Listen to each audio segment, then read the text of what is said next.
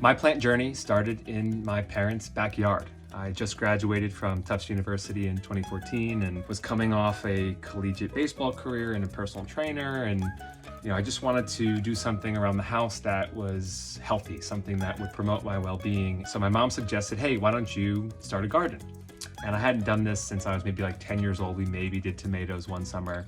I said, you know what, that's a great idea. And I went back out and started getting my hands dirty, built this little tiny garden, cucumbers, tomatoes, some squash, and I just became obsessed. After 3 years of gardening and farming my parents' backyard, I moved into the city and kind of went through a major green withdrawal. I didn't know why I wasn't feeling good. I was in this concrete box of an apartment. And I decided, you know what? I've got a naturally green thumb. Let me try my hand at houseplants, which are very, very different. So my first plant was my Strelitzia Nicolai, was appropriate, right? Or the bird of paradise.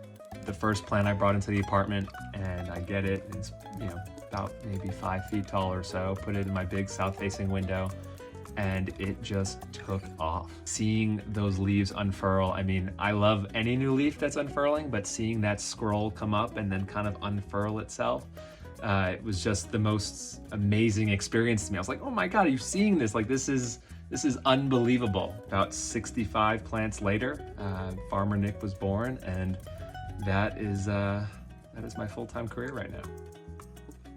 Plants are so important to me because for me, they represent sustainability. In my mind, I believe that plants are stepping stones towards living a more sustainable lifestyle. And for me, as a use case, I started, buying these plants and growing my own food. And then I started, using a reusable bag at the grocery store, shopping more at farmers markets, eventually going vegan and fully plant-based.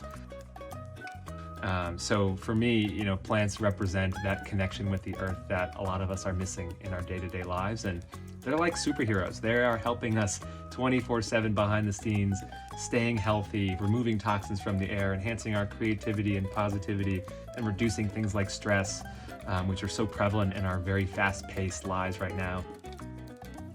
For anyone getting into plants for the first time, I would say, just do it. Jump right in. Get your hands dirty, connect with your plants, smell the dirt, plant some seeds, whatever you have to do, do it.